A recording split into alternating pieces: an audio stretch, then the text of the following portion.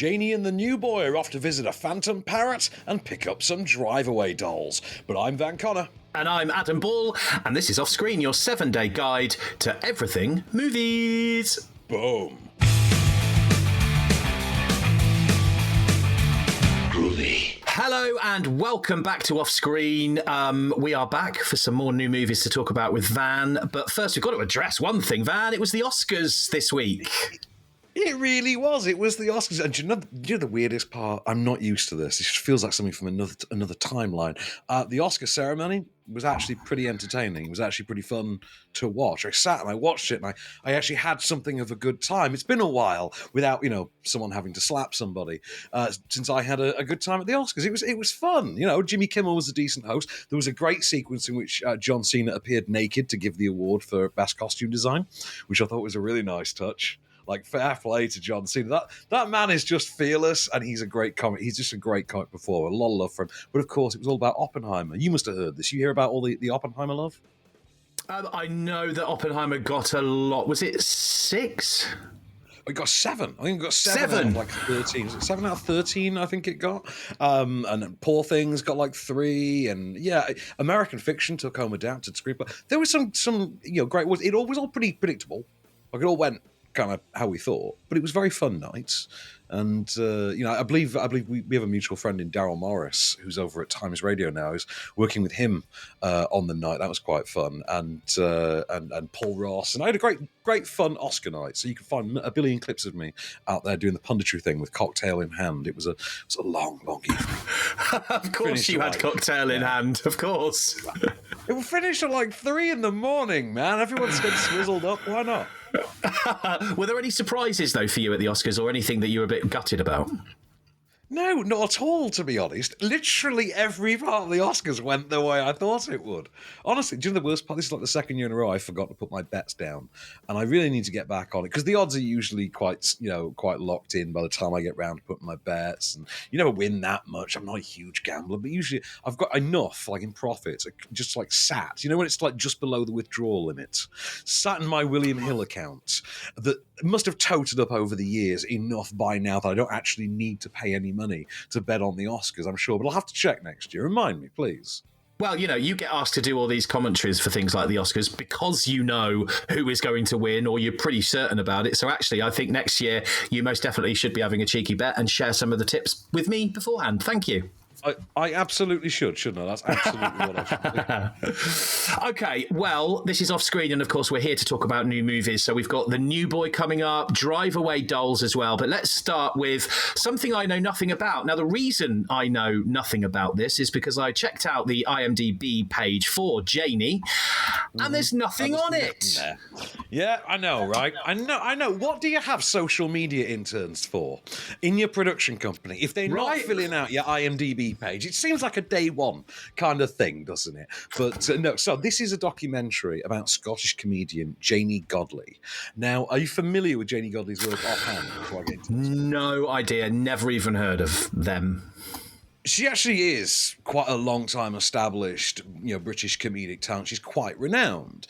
And one of her party tricks, this is kind of the thing that I know her from, because I tend to catch a lot of these clips like via various panel shows and things like that over the years, is she does, the voiceover gag that Hugh Dennis does on Mock the Week, where he does like Prince Philip. They give him a video of Prince Philip and he provides a different voice. She does that with Nicola Sturgeon in Scotland.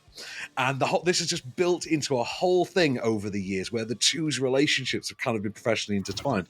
But so she's mostly known for that. However, for the past 3 or 4 years, she's been known for 2 other things. Firstly, she was effectively cancelled, as she says, following the emergence of certain historic tweets that, made jokes in a bad light, as happened with a lot of comedic talent over the past decade.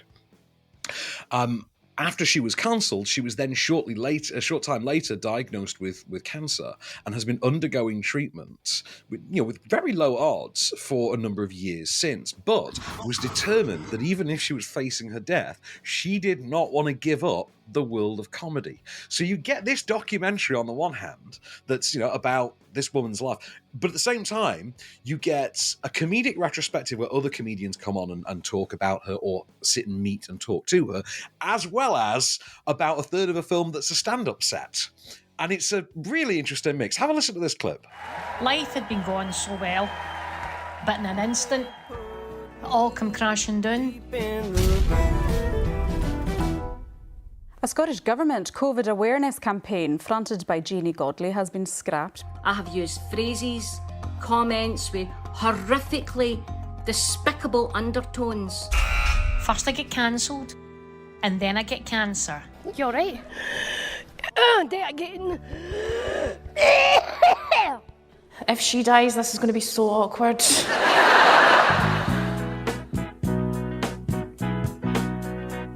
I might die before this tour ends, but I'm not dead yet. Sounds like there's a lot of light and shade in this, and I really love stuff like that. Very much, and it's that. Do you know it's something uniquely Scottish about how deadpan and macabre it can be simultaneously, while still being, as you say, kind of uplifting.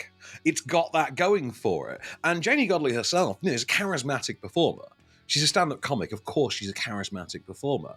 But as an interview subject, a sort of documentary subject one-on-one, she proves to be captivating in an entirely different light as well. The woman has had quite a tragic life. We get her whole backstory, and we get the story of her late mother, for instance, and abuse that she herself had suffered via her uncle over the years and having to expose him. And it's quite a harrowing story that you get delivered by one of the most personable interview subjects you've seen in some time.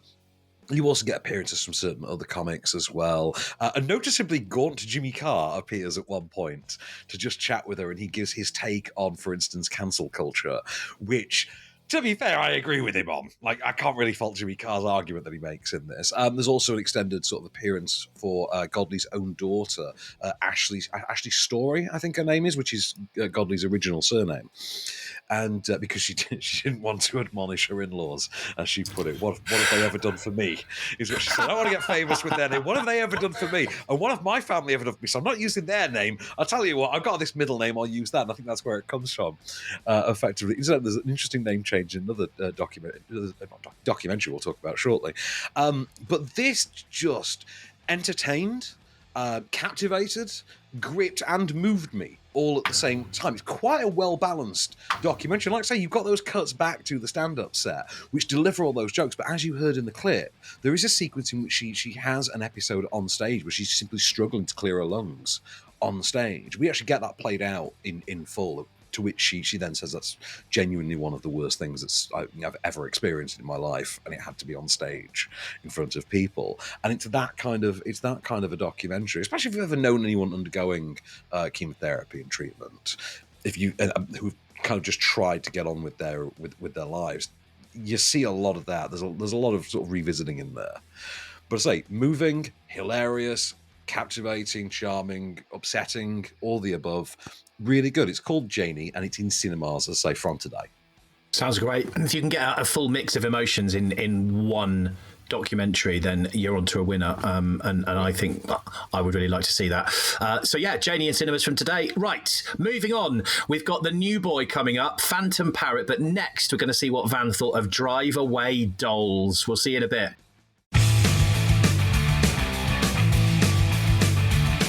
Hello and welcome back to Off Screen. Let's drive straight into our next movie. See what I did there? Yeah, you clever goose. So this is Drive Away Dolls. It is out in cinemas from today, and I've seen bits of the trailer, and I can't figure out if it's a serious drama or a comedy or a rom-com or what it is.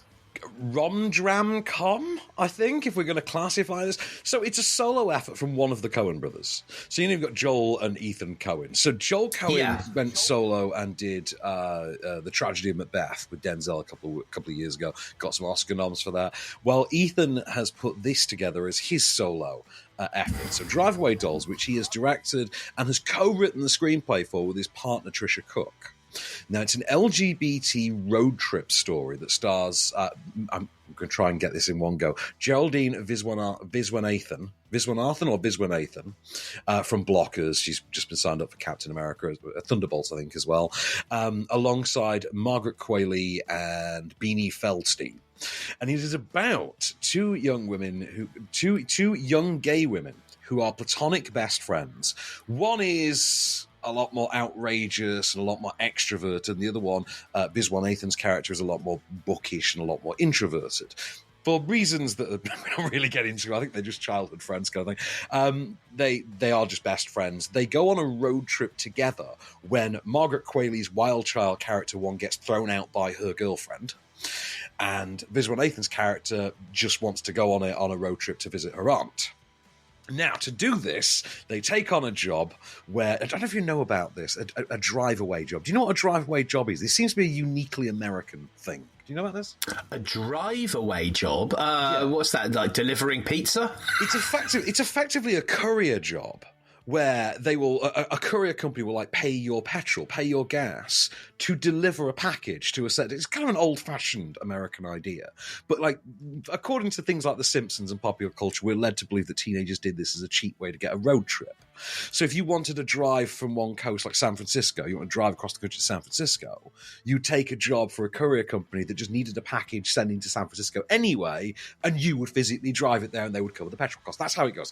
This is what they want to do for their road trip to Florida. However, there's a bit of confusion. They pick up the wrong package, as you do, and some very powerful people, led by Coleman Domingo, would really like it back. And they set off on a road trip of their own to track these drive-away dolls down. Have a listen. This is them journeying to the ex-girlfriend Beanie Feldstein's flat, where she's not dealing with the breakup well. Oh, God!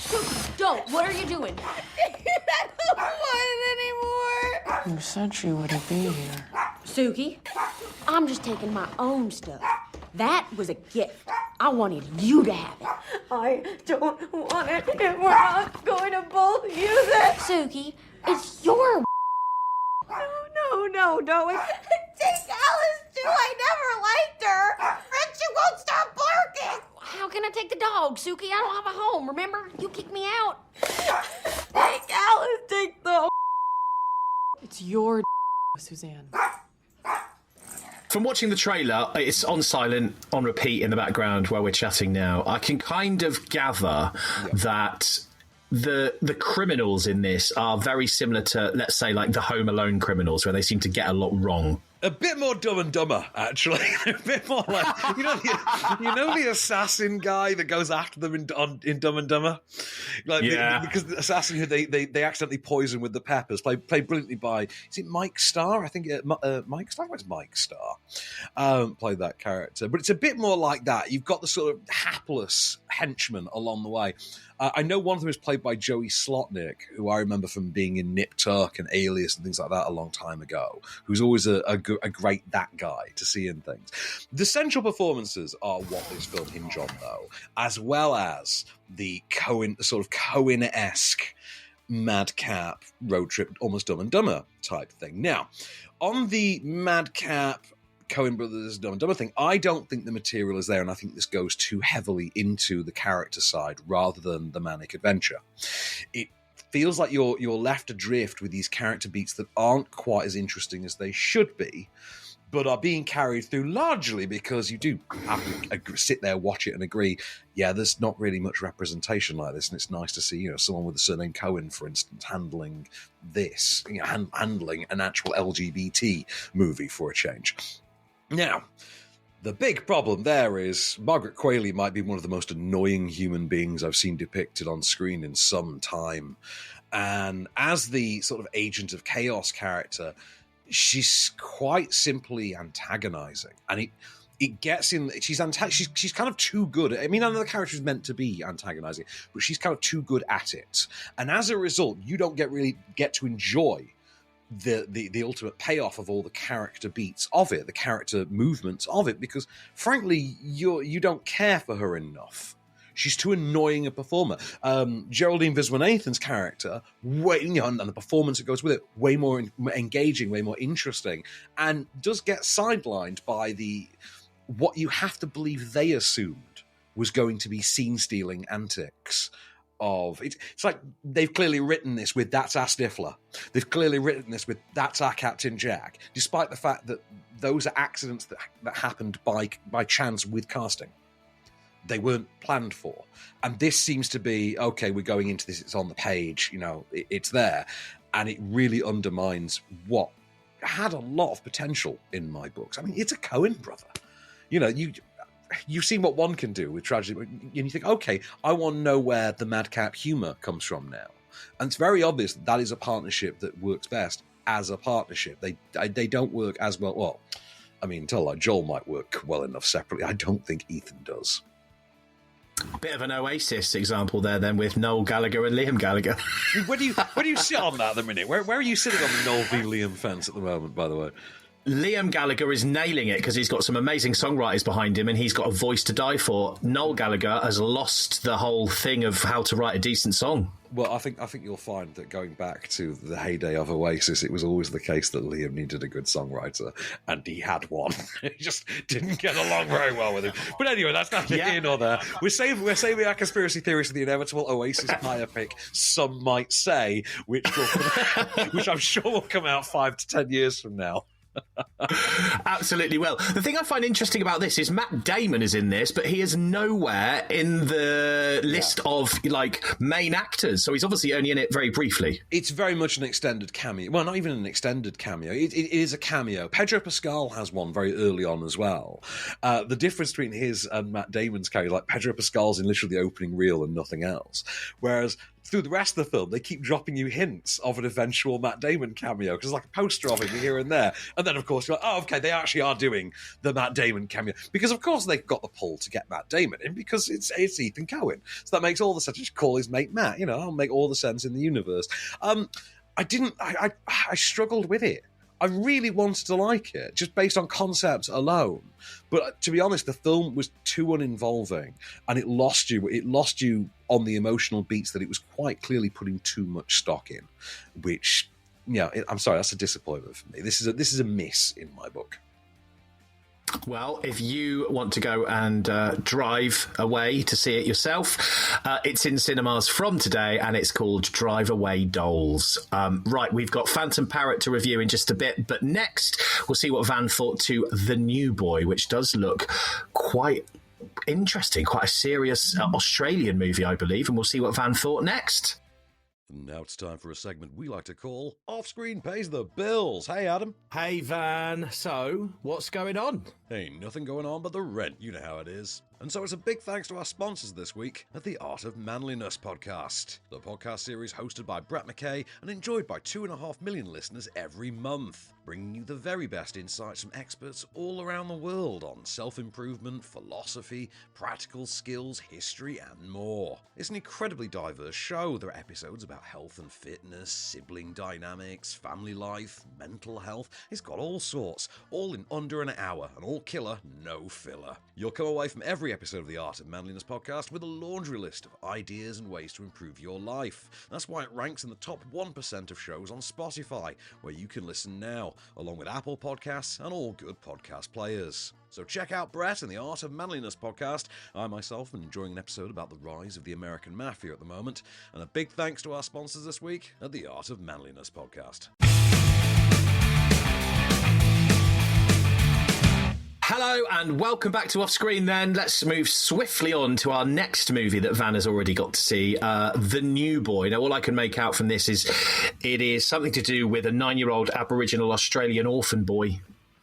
I thought you were going to say something to do with A New Boy for a second. So yes, not just a clever title, Adam. But yes, as you have correctly deduced from the trailer, it is about a 9-year-old Aboriginal boy who is taken in by the sister who runs a mission out in I think it's early 20th century Australia, where she basically retrains these young boys. The mission is under the care of a priest who no one has seen for quite some time, and whom every time someone comes around to get a form signed, is always convenient, like in the bathroom, or he's ill, or I'll just go and get the signature for you, kind of a thing. So you can piece together what might be going on there. But Kate Blanchett's sister is running this place effectively in his stead.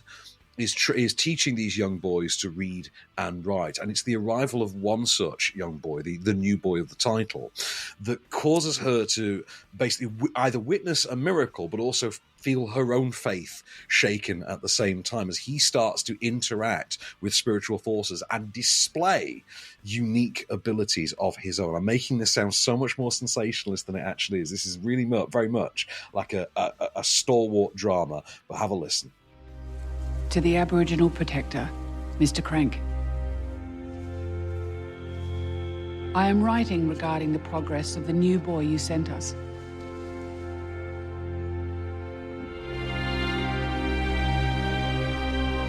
After a shaky start, he is learning to read and to write.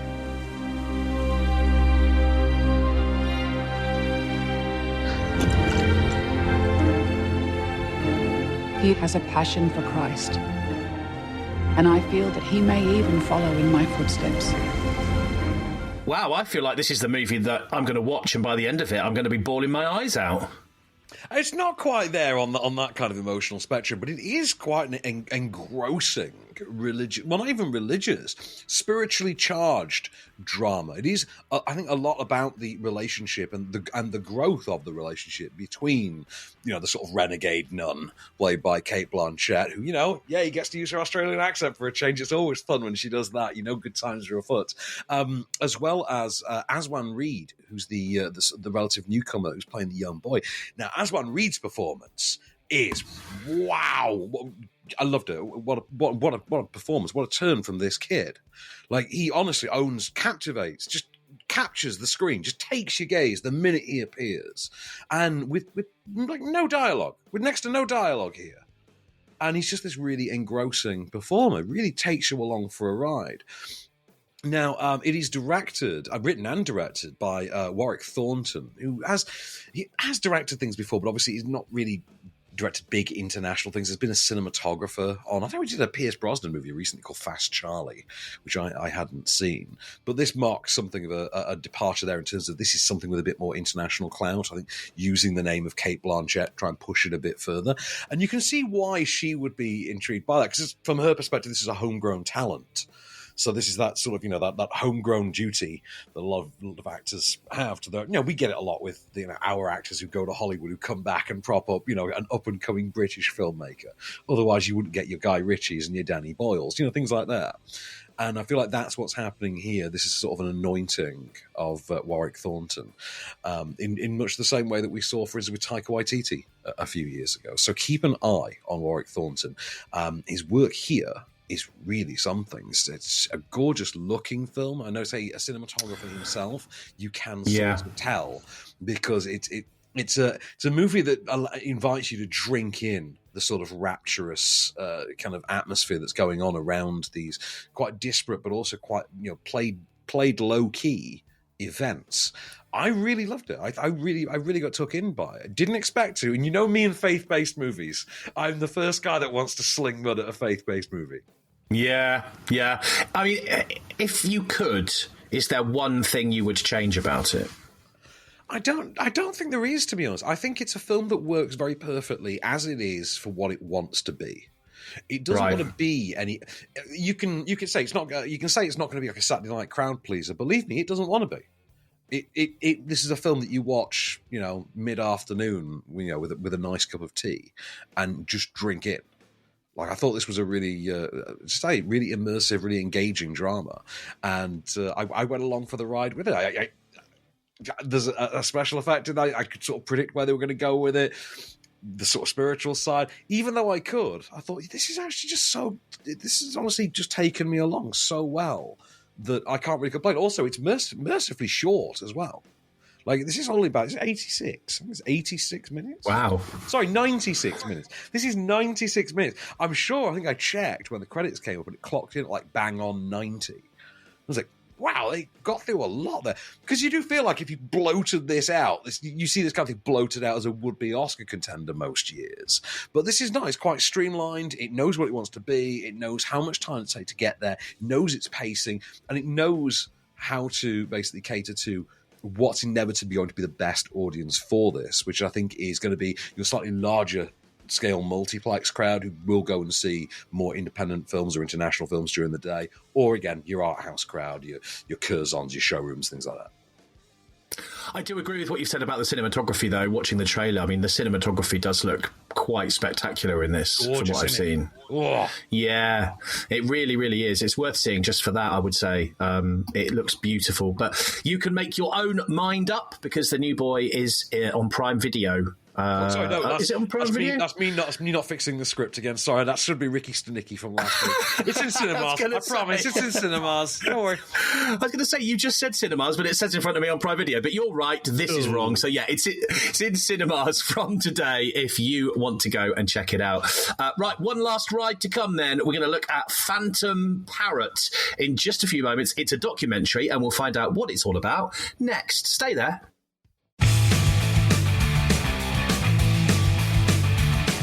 Hello and welcome back to Off Screen for one last ride. We've got one movie left to talk about. This is so far up my street, it's hit a cul-de-sac. It's called Phantom Parrot, and it's about a top secret British surveillance program. That's about all I know, but it's already drawn me in on that, Van. Tell me more. So are you familiar with the program already, Phantom Parrot, or should I? Because this was leaked in, I think it was 2017.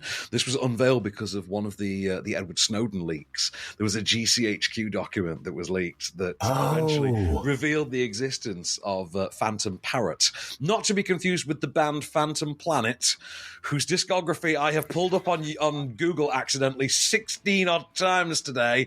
We get it, California.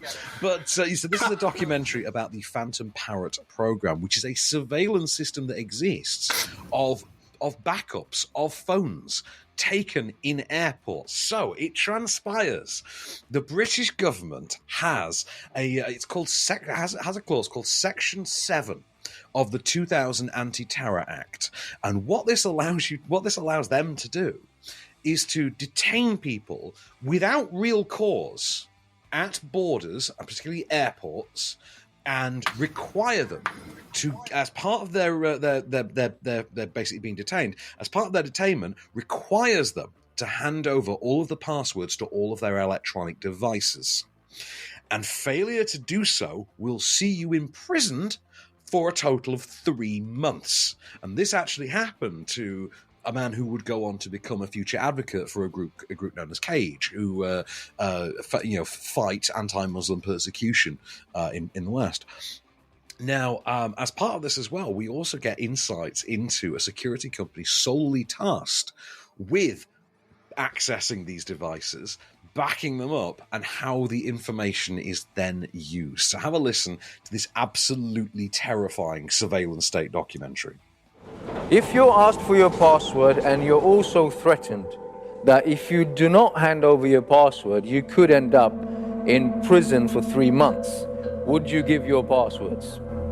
In normal situation, they would need like a warrant to get that information. Under this power at the border, they don't need any of that. They just decide, this person, I'm going to stop this person.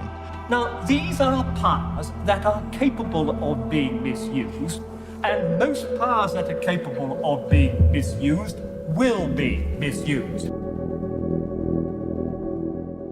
Well, there's the question then, Van. What would you do? Go to prison for 3 months or hand over your password? I'd fold. I would just fold. I would absolutely fold. I would fold in a heartbeat, and then probably a couple of days later, once I stopped trembling, I'd feel a great swell of pity for whoever had to pick through my inbox, because wow, this is absolutely on a serious level, though, an absolutely harrowing documentary. And you and I have covered stories like this before, and obviously in a presenter capacity, you've seen your share of news stories about this over the past years, particularly since Snowden and WikiLeaks in the past decade and things like that. These these stories are shockingly not as surprising as they used to be. It's terrifying how we've kind of become a bit accustomed to these things coming out. But experiencing the stories that we are shown here in the level of detail that we are, the interviews that have taken place, the consequences that we witness, and just the level of suffering that this was a law that was passed 7 years before the iPhone existed. It was passed a year before 9/11. This was an insane measure that has been, I think, exploited. And as the clip says, if there's a system that can be misused, this is the system that gets misused. And the data that is taken is not secure in any way. But watching, on a technical level, I was quite fascinated by it as well, watching the actual technology that's used to hack into and back up iPhones, because I've done it for friends and things in the past. I've had to unlock like a phone or two in my time, so I know how much effort goes into it. And these people terrify me. These Big Brother type agencies do genuinely terrify me in this way. But the documentary is absolutely fascinating, but at the same time disturbing. Believe it or not, there is no director or writer attributed to this on IMDb.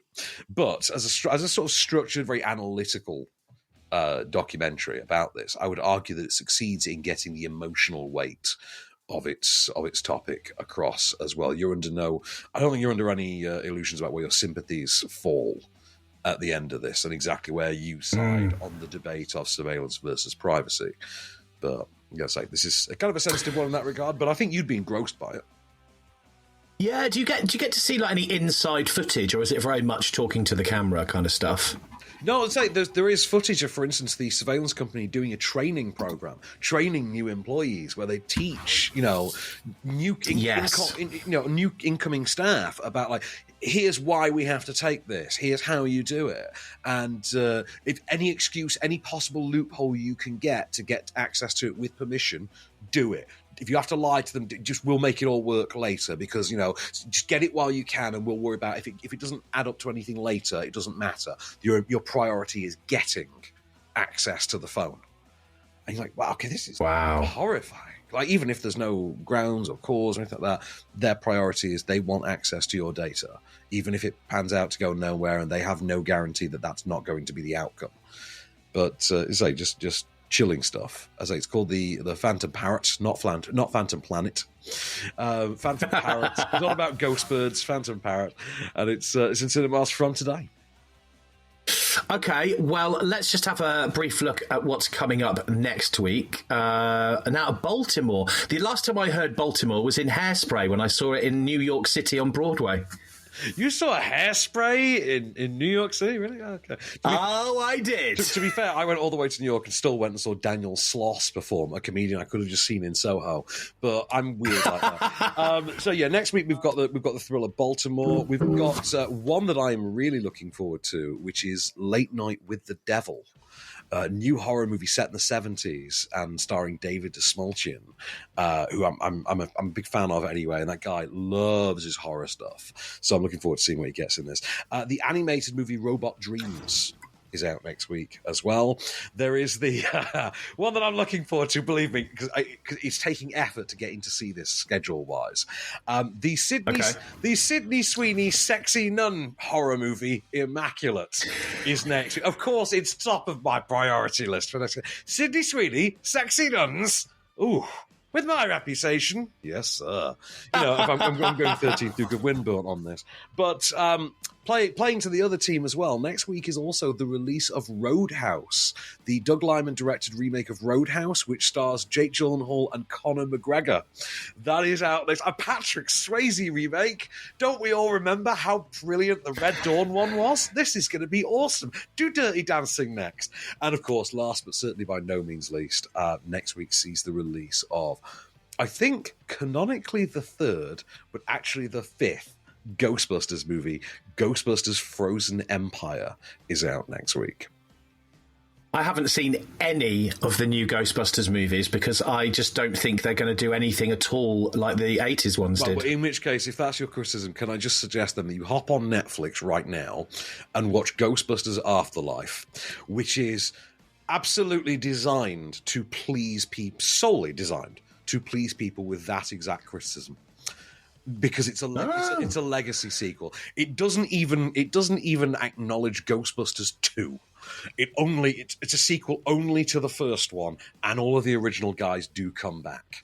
And the new one that's coming out is again going to have all of the old guys back as well, because God forbid any of these people ever be allowed to retire from something that wasn't designed to be a brand in the first place. But what would I know? The cartoon was popular. Money symbols, I rest my case. But there we go. Indeed. We'll talk about Ghostbusters Frozen Empire next week, and we'll see what Van thinks to that. And hopefully I'll watch the other one in between now and then, and I'll be able to let you know. Exactly, yeah. I'm looking for you. Enjoy Afterlife. It might be a bit too scary to watch with Albert, but one for you and Bex to enjoy, like a fun throwback date night kind of pick. I think you'd have a good time. Yeah. I'm well up for that. Well, that is, of course, all we've got time for this week on Off Screen. We shall be back next week. Until then, I've been Adam Ball. I've been Van Connor, and we shall return.